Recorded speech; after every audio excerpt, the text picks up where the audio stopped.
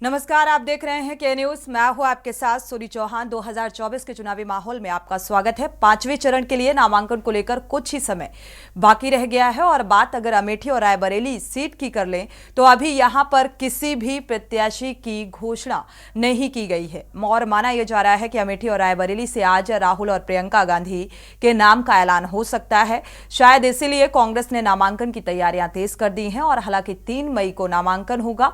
कांग्रेस के यूपी प्रभारी अविनाश पांडे के भी अमेठी दौरे का कार्यक्रम 3 को है और होर्डिंग और बैनर तैयार किए जा रहे हैं। गाड़ियां बुक कर ली गई हैं, लिहाजा राहुल गांधी और सपा अध्यक्ष अखिलेश यादव की तस्वीर के साथ कांग्रेस के स्लोगन को ही प्रमुखता में रखा गया है। कुछ होर्डिंग्स पर प्रियंका और सोनिया गांधी की भी बड़ी तस्वीरें रखी गई हैं। कांग्रेस सूत्रों का दावा है कि अमेठी और रायबरेली सीट से राहुल और प्रियंका गांधी ही उम्मीदवार होंगे।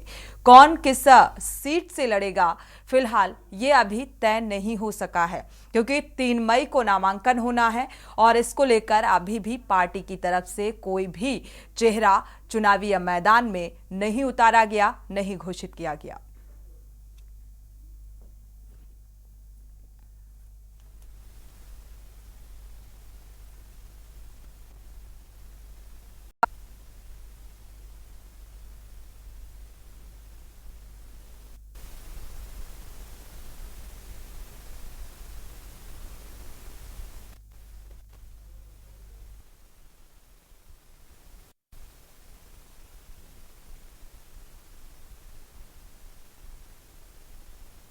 बरेली जो है सबसे अहम हॉट सीट में से ये दोनों सीटें मानी जाती हैं और एक गांधी परिवार का गढ़ भी कहा जाता है। और अब ये कहा जा रहा है दावेदारी को लेकर, क्योंकि अभी तक कोई भी प्रत्याशी कांग्रेस की तरफ से चुनावी मैदान में नहीं उतारा गया। हालांकि अमेठी से स्मृति ईरानी ने नामांकन भर दिया है। अब जिन चेहरों को लेकर सियासत गर्म है, क्या उन्हीं चेहरों को इन चुनावी मैदान में इन सीटों में उतारा जाएगा या फिर कोई और, क्योंकि रायबरेली में प्रथा बरकरार रहेगी या फिर परिवर्तन, ये बात की बात है। इसी बात को लेकर आज 2024 के चुनावी माहौल में चर्चा करते हैं। हमारे साथ खास मेहमान जुड़ चुके हैं। डॉक्टर विशेष गुप्ता जी हैं, बीजेपी प्रवक्ता, आपका बहुत बहुत स्वागत इस चर्चा में शामिल होने के लिए। राज शर्मा जी हैं, कांग्रेस प्रवक्ता, आपका भी बहुत बहुत स्वागत इस चर्चा में शामिल होने के लिए। सुरेंद्र दुबे जी हैं, वरिष्ठ पत्रकार, आपका भी बहुत बहुत स्वागत।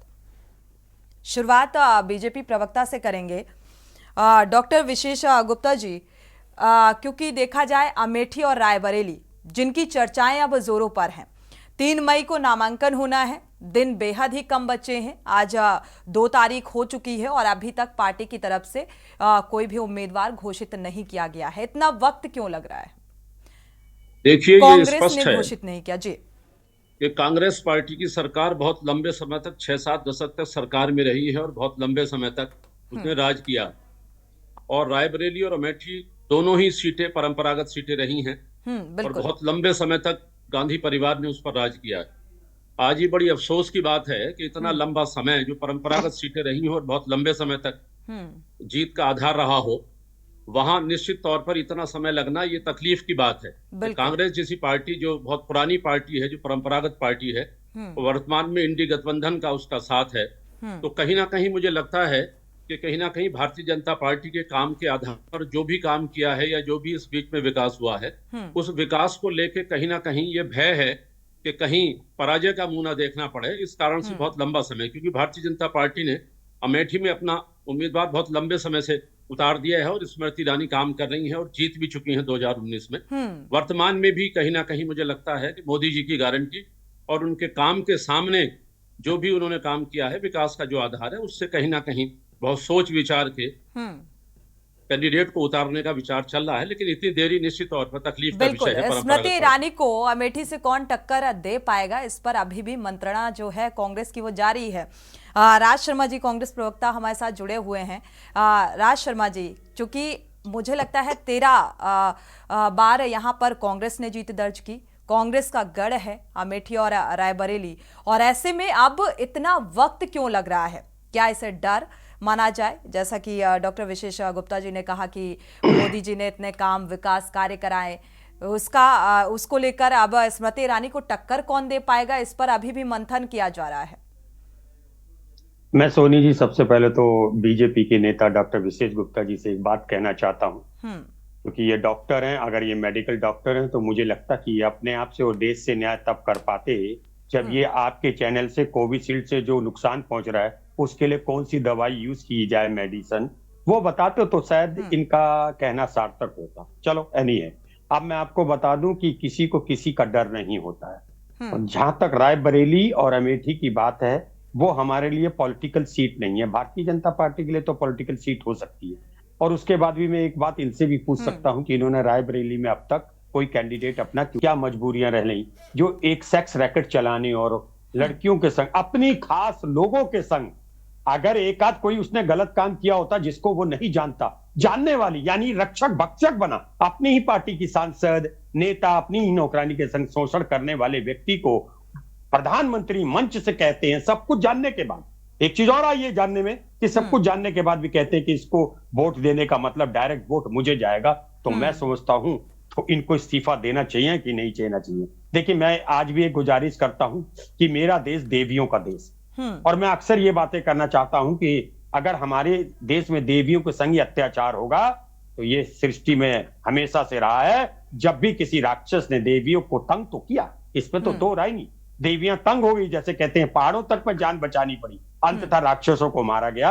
और इसीलिए मैं कहता हूं सोनी जी कि ये 4 जून जब आएगा तो देश की और प्रदेशों की जो महिलाएं हैं, जो अंदर अंदर खौफ के मारे भारतीय जनता पार्टी की खिलाफत नहीं कर पा रही हैं, वो वोट से इनको सजा देंगी। और मैं फिर निवेदन करता हूं भारतीय जनता पार्टी के प्रवक्ताओं ठीक से है कि राज देखिए शर्मा जी, देश में सत्ता दरअसल चुनावी मुद्दे देखा जाए, जिन मुद्दों पर विपक्ष बात कर रहा है, चाहे वो महिला सुरक्षा को लेकर हो या शिक्षा को लेकर हो, बेरोजगारी को लेकर हो, महंगाई को लेकर हो, लेकिन विपक्ष के उन तमाम नेताओं को यह समझना होगा कि आखिर जनता किस आधार पर वोट देना चाहती है। जनता के बीच क्या जरूरी है, उन मुद्दों को टटोलना और उनके दिल तक पहुंचना। मुझे लगता है विपक्ष को इस बात पर भी ध्यान देना चाहिए, क्योंकि मुद्दे बहुत हैं, लेकिन क्या जनता उन मुद्दों के आधार पर वोट करेगी। हमारे साथ सुरेंद्र दुबे जी भी जुड़े हुए हैं, साथ ही मैनपुरी में मेगा रोड शो चल रहा है, मैनपुरी सीट को लेकर भी हम चर्चा करेंगे। डिंपल यादव यहां समाजवादी पार्टी की तरफ से चुनावी मैदान में ताल ठोक रही हैं और भारतीय जनता पार्टी से जयवीर सिंह हैं कैबिनेट मंत्री। चुनावी मैदान में एक बड़ी चुनौती है समाजवादी पार्टी के सामने भी। और देखा जाए, सुरेंद्र दुबे जी की प्रतिक्रिया पहले ले लेते हैं इस चुनावी माहौल को लेकर। सुरेंद्र दुबे जी, फिलहाल अमेठी रायबरेली और साथ में मैनपुरी का सियासी समीकरण क्या देख पा रहे हैं, क्योंकि अमेठी रायबरेली पिछले कई अरसे से चर्चाओं में है और यहां पर लगातार कहा जा रहा है कि राहुल गांधी चुनावी मैदान में नजर आएंगे अमेठी से, प्रियंका गांधी वाड्रा रायबरेली से। फिर सूत्रों के हवाले से खबर आती है कि साफ तौर पर इनकार कर दिया गया। तो आखिर अब कौन? सुरेंद्र जी शायद नहीं है, प्रतिक्रिया लेंगे आगे। विशेष गुप्ता जी का रुख कर लेते हैं। डॉक्टर विशेष जी, मैनपुरी सीट, अभी मेगा रोड शो की तस्वीरें आपने देखी, जहां पर सूबे के मुखिया रोड शो करते हुए नजर आ रहे हैं, एक भारी हुजूम, और यहां पर भी एक कांटे की टक्कर, क्योंकि मैनपुरी सीट भी हॉट सीट में से एक है। निश्चित ही हॉट सीट है, लेकिन पिछली बार भी जब मैनपुरी से चुनाव हुआ था तो उसमें भी भारतीय जनता पार्टी ने टक्कर दी थी। वर्तमान में भी जो स्थितियां हैं, तो जो 2 चरण के जो चुनाव हुए हैं उसने तमाम परिवार के नाम पर, जातिवाद के नाम पर, वंशवाद के नाम पर, कहीं ना कहीं दोनों चरणों में जिस प्रकार से जनता ने मतदान किया है उसमें भारतीय जनता पार्टी निश्चित तौर पर आगे है। और यहाँ मैनपुरी में भी जिस प्रकार से टक्कर दिखाई देती है, भारतीय जनता पार्टी का जो माइक्रो मैनेजमेंट है, जो तमाम मंडल से लेके बूथ तक जो माइक्रो मैनेजमेंट है, मुझे लगता है कि उससे हम इस बार मैनपुरी सीट को बहुत अच्छे वोटों से बहुत अच्छी जीत वहां पर दर्ज होगी। और मेगा शो में जो भी जनता दिखाई देती है, भीड़ दिखाई देती है, ऐसी परंपरागत सीट पर जो एक परिवार का कब्जा रहा है हमेशा, उस परिवार से बाहर निकलकर लोगों ने मोदी जी की गारंटी और उसके कामों पर जिस प्रकार से शो किया है, आने वाले समय में हमें लगता है कि मैनपुरी सीट भी हम बहुत बड़ी जीत से जीतेंगे। क्या लगता है राज शर्मा जी, भारतीय जनता पार्टी का माइक्रो मैनेजमेंट कारगर सिद्ध होगा? यहाँ पर परंपरागत सीट है ये समाजवादी पार्टी की देखा जाए, और ये विपक्षी जो गठबंधन है वो इस लिहाज से किया गया है कि जो मोदी लहर है या भारतीय जनता पार्टी है उसे मात दी जा सके। देखिए सोनी जी, मैं एक और बात बता दूं, भारतीय जनता पार्टी के नेता झूठ बोलना कब छोड़ें? ये वंशवाद अभी डॉक्टर विशेष गुप्ता जी कह रहे हैं। मैं फिर दोबारा एक बात आता हूं, मैं जड़ से जड़ को मिलाने की बात रखता हूं। अगर डॉक्टर विशेष गुप्ता जी मेडिकल डॉक्टर हैं, अगर इनके टीम मेडिकल बैठे डॉक्टर होंगे, नहीं हूं, मैं प्रोफेसर था डिग्री कॉलेज में 40 साल तक मैंने पढ़ाया है, इसलिए गलतफहमी में रहने की आवश्यकता नहीं है। नहीं, मैं नहीं, गलतफहमी तो आप दूर करोगे ना। डॉक्टर हमेशा माना वो ठीक है, बस हो गई बात। मैं दावे के संग कहता हूँ कि अगर मैं बता देता हूँ, एक एमबीबीएस डॉक्टर होता है, हॉस्पिटल चला रहा होता है, उसके 4 लड़के होते हैं तो 3 लड़के ऑटोमेटिकली डॉक्टर बन जाते हैं। जो पीएचडी होल्डर्स होते हैं वो भी डॉक्टर लगाते हैं, ठीक है। ये चर्चा का नहीं, वो मुझे सब पता है। मैं मगर मुझे लगा अगर ये है तो मेरा रेफरेंस तब उनके लिए ये था कि अगर ये मेडिकल डॉक्टर। मैं एक बात कहना चाहता हूँ, देखिए वंशवाद कुछ नहीं होता है। अगर वंशवाद होता है तो मुझे ये बता दीजिए, ठाकुर अनुराग ठाकुर किसके, उनके पिताजी कौन सा टीचर थे? हो सकता है प्रोफेसर हो। अच्छा, दुष्यंत सिंह के पिताजी भी हो सकता है एडवोकेट हो, और पंकज सिंह के पिताजी भी हो सकता है टीचर हो, है ना? यही तो है। ये इनके पिताजी क्या थे? ये सब बेकार की बात है, वंशवाद। राहुल गांधी में क्या वंशवाद चल रहा है? पूरा देश उन्होंने चलकर गुजार दिया। कितने लोग हैं आप डॉक्टर साहब? आप तो प्रोफेसर साहब हैं, आप तो सम्मान के पात्र हैं, और शायद आप जो बोलो, मैं एक बार को बोलूं तो 98% माने लोग। आप तो प्रोफेसर हो, आपकी बात को तो मुझे लगता है 110% लोग मानेंगे। आप ये बता दीजिए, आप कितने लोग आप जानते हो, कितने लोगों को जिन्होंने पूरी भारतवर्ष को पैदल नाप दिया हो? आप मुझे बताइए, वर्ल्ड में ऐसा नेता बताइए, किसी भी देश के नेता ने अपने देश को पैदल नाप दिया हो? आप उसको अभी भी कहेंगे कि लीगेसी वाला नेता है? तो मैं सोचता हूं हमारा और आपका पढ़ना बेकार है। आप पहले देखिए, आईना जब भी उठाइए पहले देखिए फिर दिखाइए। ये बात को मानिए। आप मुझे एक बात का जवाब दीजिए, रायबरेली में आपने क्यों नहीं करा घोषित? एक बात को जवाब दे दीजिए। और एक आप ये बताइए, राज शर्मा जी, आप ये बताइए, रायबरेली परंपरागत सीट है, बहुत लंबे समय से अपने हिस्से की हिस्सेदारी रही है। आखिरकार कांग्रेस की क्या मजबूरी है? भारतीय जनता पार्टी को उम्मीदवार देख के उतारेगी, वो दूसरी बात है, लेकिन पहला क्लेम आपका बनता है, क्योंकि बहुत लंबे समय से आपके इतना मंथन क्यों? दोनों ही पार्टियों से मेरा सवाल है, राज शर्मा जी और विशेष जी, दोनों ही भारतीय, देखा जाए दोनों ही राजनीतिक पार्टियों के प्रवक्ता से हमारा सवाल है कि इतना मंथन क्यों हो रहा है अमेठी और रायबरेली को लेकर? एक दूसरे की प्रत्याशी का इंतजार है कि पहले कांग्रेस की तरफ से प्रत्याशी घोषित किया जाए, इसके बाद भारतीय जनता पार्टी घोषित करेगी? नहीं, मेरा केवल ये कहना है कि जब सीट परंपरागत रही है और आपको पूरा भरोसा है कि आपने जो भी पुराने काम किए हैं उस आधार पर ये सीट हम जीतेंगे, तो आखिरकार ऐसी कौन सी मजबूरी है, इतने मंथन की आवश्यकता क्या है कि जो रायबरेली पर इतना समय लग रहा है कि हमें घोषित कर देना चाहिए? भारतीय जनता पार्टी की सीट नहीं रही, ये तो सीट कांग्रेस पार्टी की है। मेरी बात ठीक हो गया क्लियर। प्रोफेसर साहब एक और बात बताइए ना, मैं अपने बेटे की शादी का कार्ड आपको देने आऊं, उसमें बारात का प्रस्थान का टाइम 8 बजे रात लिख दूं, तो क्या आपसे पूछ के लिखूंगा? मेरी मर्जी। आपको बुलाने आया हूं, हमारी पार्टी का मामला है। Who are you? You are not certificate. राजनीतिक टिप्पणी होनी चाहिए, व्यक्तिगत नहीं। ठीक है, हम नहीं पूछते, आप क्यों पूछ रहे हैं? हमारी भारतीय जनता पार्टी देख के भारतीय जनता पार्टी उसी प्रकार से शादी तय कर रही है। भारतीय जनता पार्टी जब आप लोगों ने शादी तय करने के बाद अपना कार्ड बांट रही है, आप लोग आग लगाए रह रहे हो अपने। ठीक है, राज शर्मा जी, राज शर्मा जी, राज शर्मा जी, सूत्र की रक्षा नहीं करते। क्या बात है? तो आप विरासत की बात करते हो, आप जिहाद के नाम पर आप वोट मांगते हो। क्या जिहाद होता है? क्या जिहाद होता है? बात कर रहे हैं, जमीन छीनने की आप बात कर रहे हैं। आप पहला टैक्स लगा, आप प्रोफेसर की भी ऐसी बातें करोगे? राज शर्मा जी, राज शर्मा जी, राज शर्मा जी और डॉक्टर विशेष गुप्ता जी, आपका रुख करेंगे। हमारे साथ सुरेंद्र दुबे जी भी जुड़ चुके हैं, वरिष्ठ पत्रकार, प्रतिक्रिया बेहद मायने रखती है। सुरेंद्र दुबे जी, यहाँ पर आरोप और प्रत्यारोप के बीच दरअसल अब दोनों ही पार्टियों को लगता है, इंतजार है इस बात का कि कांग्रेस पहले प्रत्याशी घोषित करे।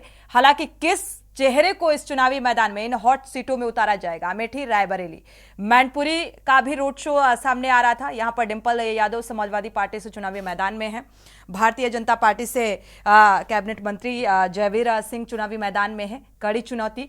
यहाँ का सियासी समीकरण क्या कुछ बयां करता हुआ नजर आ रहा है? क्या परिवर्तन की उम्मीद लग रही है? राज शर्मा जी, डॉक्टर विशेष गुप्ता जी, आपका रुख करेंगे तब आप बोलिएगा। वरिष्ठ पत्रकार की भी प्रतिक्रिया ले लेते हैं जी। सुरेंद्र दुबे जी, अनम्यूट करिएगा।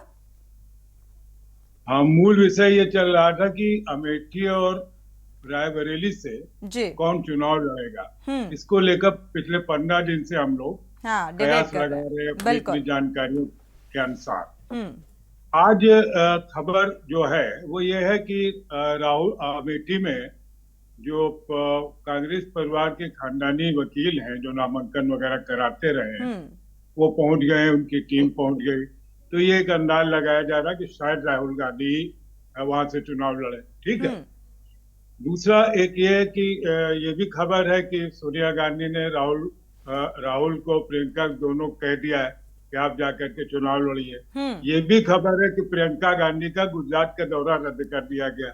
तो अब हम आखिरी दिन, क्योंकि कल तो नामांकन होना ही, अगर आज नहीं कर पाएंगे अनाउंस तो कल नामांकन तो नहीं हो पाएगा। वो भी ऐसे दौर में जो आप देखें कि सूरत में अनअपोज्ड हो जाते हैं, किसी प्रदेश में लोग अनअपोज्ड इलेक्ट हो जाते हैं। तो मुझे लगता है कांग्रेस को इतनी होशियारी जरूर दिखानी चाहिए कि कम से कम एक दिन पहले प्रत्याशी तय कर लें, वरना पता चले गए तो पता चला किसी और ने नामांकन करा दिया है कांग्रेस में, और जो निर्वाचन अधिकारी है उसने कह दिया कि अनअपोज्ड हो गया है। ये सब खेल जो चल रहा है। बिल्कुल सुरेंद्र जी, अमेठी से अगर राहुल गांधी चुनावी मैदान में नजर आते हैं, अगर कांग्रेस की तरफ से घोषित किया जाता है, हालांकि अभी तक आधिकारिक कोई ऐसी पुष्टि या ऐसी कोई बात निकलकर सामने नहीं आ रही है, तो क्या कुछ बदलाव की स्थिति देख पाएंगे? नहीं, देखिए, अगर राहुल गांधी लड़ेंगे, आप एक बात देखिए, पिछले एक हफ्ते से स्मृति ईरानी ये नहीं कह रहे कि राहुल गांधी भाग गए। पहले 15 दिन पहले कह रही थी, तो उनको लगता था कि शायद नहीं आएंगे। जब से उनको ये लगने लगा कि शायद आ जाए, हम सिर्फ डिबेट कर रहे हैं, आई डोंट नो कि असली बात क्या। तो पिछले एक हफ्ते से स्मृति ईरानी का ऐसा कोई वक्तव्य नहीं है जिसमें उन्होंने कहा है कि राहुल गांधी भाग रहे, आए हम उनसे लड़ेंगे। क्योंकि राहुल गांधी मजबूत प्रत्याशी तो है और एक लंबे समय से अमेठी से है। आप देखिए, अमेठी और रायबरेली ये दोनों गांव थे। बिल्कुल। और कांग्रेस परिवार ने, अच्छा, भारतीय जनता पार्टी का ये मानना है कि इतने विकास कार्य हुए और स्मृति ईरानी पर एक बार फिर से पार्टी ने भरोसा जताया, और अभी तक कांग्रेस की तरफ से प्रत्याशी अमेठी में घोषित नहीं किया गया, ना ही रायबरेली में। अभी तक का बात तो मैं जवाब देता हूँ आपको। बिल्कुल। तो उन विकास की योजनाओं से डरे हुए हैं विपक्षी दल। देखिए, स्मृति ईरानी पहले से वहां MP है, तो उनका टिकट घोषित कर लिया गया। चर्चा ये थी कि राहुल गांधी बहुत ज्यादा इच्छा नहीं जता रहे, तो कहते कि संकट में वायनाड ने हमारा साथ दिया, तो हम वायनाड को कैसे छोड़ेंगे। लेकिन अब अगर वो आ रहे हैं, और कहा यह जा रहा है कि सोनिया गांधी ने दोनों बच्चों को कह दिया कि नहीं, आपको जाना है, नामांकन करना है। तो अगर राहुल गांधी लड़ते हैं तो स्मृति ईरानी को पसीना आ जाएगा, इसमें कोई दो राय नहीं। कौन जीतेगा हारेगा ये हमारा आपका काम नहीं है। न हम ज्योतिषी है, न कोई नजूमी आदमी की बता दें कौन जीत जाए। अरे जिसके पक्ष में वोट पड़ेंगे, जो काउंटिंग में जीत जाएगा। रायबरेली अभी तक बिल्कुल, उन्होंने बीजेपी ने भी प्रत्याशी ने घोषित किया, उसका जवाब कोई बीजेपी वाला नहीं देता। वो कहते नहीं, हम भी देख रहे हैं। होता है ये इसीलिए है, इस प्रदेश में 1 दर्जन सीटें ऐसी हैं जिनका आजकल नामांकन है आखिरी, और वहां सब यही चल रहा है। जैसे ब्रजभूषण शरण सिंह क्यों नहीं दाखिल करा दिया? आज करण सिंह का टिकट क्लियर किया गया है कि उनके बेटे लड़ेंगे। ये दांवबाजी, एक दूसरे को अंधकार में रखना और अचानक से अपना प्रत्याशी खड़ा करना सामान्य प्रक्रियाएं हैं। इनमें अच्छा, मान लो एकदम पहले से हो जाता तो क्या होता। असली काम तो है कि जब चुनाव होगा, मतदान होगा, कौन जीतेगा, ये देखने वाली बात होगी। तो मैं समझता हूँ कि आज की जो संभावना है इसमें ऐसा लग रहा है कि राहुल और प्रियंका दोनों लड़ेंगे, लेकिन कोई बात बिल्कुल 100% तय नहीं कही जा सकती, क्योंकि वो कांग्रेस पर। वाड्रा का नाम भी इस रेस में सामने आ रहा है। वाड्रा के नाम तो मेरे ख्याल खत्म हो गया है। वाड्रा जी अब नहीं है। राहुल आएंगे, और राहुल नहीं आएंगे तो उनकी जगह देखिए कौन आएगा। वाड्रा को ला करके कांग्रेस कोई रिस्क लेगी, मुझे ऐसा नहीं लगता है। ठीक है जी। डॉक्टर विशेष गुप्ता जी, चलूंगा, मुझे दूसरी जगह जाना है। ठीक है, ओके। डॉक्टर विशेष गुप्ता जी, रायबरेली में प्रत्याशी घोषित करने को भारतीय जनता पार्टी अभी तक मंथन कर रही है, और कोई अभी ऐसा मतलब ऐसा कुछ निकलकर सामने नहीं आ पा रहा है। इतना समय क्यों भारतीय जनता पार्टी को सोचना पड़ रहा है? जो नीति अपनी देखा जाए एक सुनिश्चित नीति की बात करती है और विकास की बात करती है। देखिए, भारतीय जनता पार्टी भी बहुत सोच समझ के विचार करती है और बहुत सोच समझ कर ही प्रत्याशी को उतारती है। अभी तक आपने देखा होगा जितने प्रत्याशी पर मंथन किया गया है, उस मंथन में कभी भारतीय जनता पार्टी पीछे भागी नहीं है। इसलिए रायबरेली में भी कम से कम हमें तो चिंता कांग्रेस की होती है, भाई तुम्हारी सीट है, लंबे समय से तुम जीत रहे हो, अरे आप काहे चिंता करते हो? आप घोषित क्या करने करने में चिंता? क्या बात है? इसका नहीं मतलब तो कहीं ना भारतीय कहीं जनता अरे पार्टी भारत को भी जनता प्रत्याशी पार्टी ने उतार जो देना कार्य चाहिए किया था। है, जितनी कल भी योजनाएं नामांकन हैं, की डेट है। योजनाओं को क्यों जमीन भागते पर हो? उतारा है और उन योजनाओं नहीं, का आप कौन? समाज के आखिरी छोर पर जो लाभ अरे मिला है, आप ये उस बताओ, लाभ के आप कारण से दूसरे के आज घरों भी पे क्यों जनता पार्टी झांकते के हो? पक्ष में आदत नहीं मतदान गई करने क्या? के लिए लोग आज भी तैयार हैं। इसलिए है? भय का वातावरण बना हुआ है। भय का वातावरण उस आपने भय बना के रखा है? वातावरण से बेकार आदमी की भाग बातें रहा कर है। रहे हैं। भाई भारतीय जनता क्या पार्टी तो मतलब सत्ता आपका? में है और दूसरे के भारतीय घर में जनता पार्टी की झांकते सीट रहते हो? नहीं है वो, लेकिन फिर भी हम बहुत आत्ममूल्यांकन के साथ ठीक उसी कर दी। प्रकार से अपने कब प्रत्याशी सुधरेंगे को आप लोग? उतारना चाहते हैं ताकि वो कहीं उस पर पूरे तरीके से वहां खरा उतरे और भारतीय जनता पार्टी मात दे सके कांग्रेस के उस प्रत्याशी को। इसीलिए सोच समझकर विचार चल रहा है। चूंकि ये सारा आदमी कद्दू कांग्रेस दूध, कद्दू पानी का पानी की हो जाएगा। परंपरागत सीट है ये, और इसलिए भारतीय जनता पार्टी को इतना मंथन करना पड़ रहा है कि कहीं ऐसा ना हो कि अगर प्रत्याशी भारतीय जनता पार्टी ने पहले उतार दिया तो वो टक्कर दे पाएगा या नहीं दे पाएगा। इस बात को लेकर मंथन किया जा रहा है विशेष गुप्ता जी, और भारतीय जनता पार्टी को इतना सोचना पड़ रहा है। हाँ, विपक्षी नेताओं को लेकर, विपक्षी दल की अगर बात करें तो मुझे लगता है ये चीजें उनके लिए बहुत इजीली बोली जाती हैं कि भाई विपक्ष की जो रणनीति है वो ठोस नहीं है।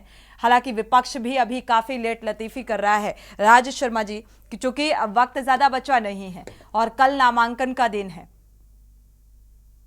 कल मैं ये सोच रहा हूँ क्योंकि प्रोफेसर साहब बहुत चिंतित हैं, और अगर ज्यादा चिंतित हुए तो इन्हें चिंतित कोविशील्ड कांग्रेस का भी जो बहुत इंजेक्शन चिंतित है, लगा- ज्यादा चिंतित है, नींद नहीं आ रही, हम लोग तो चैन से सो प्रोफेसर रहे हैं। साहब, आप ऐसी कैसे प्रॉब्लम हो नहीं है। प्रोफेसर साहब? जी, प्रोफेसर चिंतित- साहब, आप तो हमेशा चिंतित स्टूडेंट को नहीं है, डांटते होंगे, बिल्कुल बीच में बहुत मत बोलो। निश्चिंता से। आप तो स्टूडेंट को डांटते होंगे और आप ही बीच में बोल रहे हैं। जी, तो मैं जी, ये जी। सोच रहा हूँ कि आपको कल सब कुछ क्लियर हो जाएगा, शाम तक ही हो जाएगा, जिससे कि आपको ज्यादा टेंशन ना हो। आपसे मतलब बीजेपी को, व्यक्तिगत नहीं हूं मैं, ठीक है ना? आप लोग जो समझ जाओगे, क्योंकि आप लोग जानते हो कोविशील्ड जो आपने नकली दवाइयां लोगों को लगवा दी और उन्हीं से करोड़ों रुपया चंदा ले लिया। आप लोगों की आत्मा, देखिए इंसान की आत्मा तो होती है प्रोफेसर साहब, आपकी भी एक आत्मा होगी। घर में लोग भी कहते होंगे, महिलाएं भी कहती होंगी कि आज जो जिस पार्टी का नेता मंच से मंगलसूत्र की बेइज्जती करता हो, आप उस पार्टी में क्या करने जाते हो? तो कहीं ना कहीं दुख आपको भी होता होगा। ठीक है, आप चिंता ना करो, कल राहुल जी और प्रियंका जी नॉमिनेशन कराएंगे। जहां तक कोविशील्ड का सवाल है, आज मुझे लगा राज शर्मा जी ने समाचार पत्र पढ़े नहीं है। सारी संस्थाओं ने स्पष्ट कह दिया है कि जिस प्रकार से लाखों लोगों की जान बचाने के लिए कोविशील्ड ने काम किया है, पूरी दुनिया के डाटा को उठाकर देख लीजिए, सारे समाचार। हालांकि ये डिबेट का विषय नहीं है, इस पर फिर कभी जान विस्तार से चर्चा कर लेंगे विशेष जी, लेकिन हाँ, सवाल जरूर उठ रहे हैं इसको भी लेकर। शुक्रिया आप दोनों मेहमानों का इस चर्चा में शामिल होने के लिए। लेकिन 2024 के चुनावी माहौल में जो माहौल बनता हुआ नजर आ रहा है, क्योंकि यूपी की 80 लोकसभा सीटों को लेकर हर एक राजनीतिक पार्टी की पैनी नजर, और ऐसे में अब जब नामांकन की प्रक्रिया, कल नामांकन डेट है, 3 मई को नामांकन होना है, और अमेठी और रायबरेली में अभी तक प्रत्याशियां घोषित नहीं किया गया है कांग्रेस की तरफ से, और रायबरेली में भारतीय जनता पार्टी को भी इतना वक्त लग रहा है ये सोचने के लिए कि आखिर कौन सा चेहरा रायबरेली सीट में चुनावी मैदान पर उतारा जाए। तो क्या मोदी का ये माइक्रो मैनेजमेंट काम करेगा? क्योंकि अगर राहुल गांधी अमेठी से चुनावी मैदान में नजर आते हैं तो ये स्मृति ईरानी के लिए भी एक बड़ी चुनौती होगी। इसी के साथ 2024 के चुनावी माहौल में इतना ही। आगे खबरों के लिए आप देखते रहिए के न्यूज इंडिया।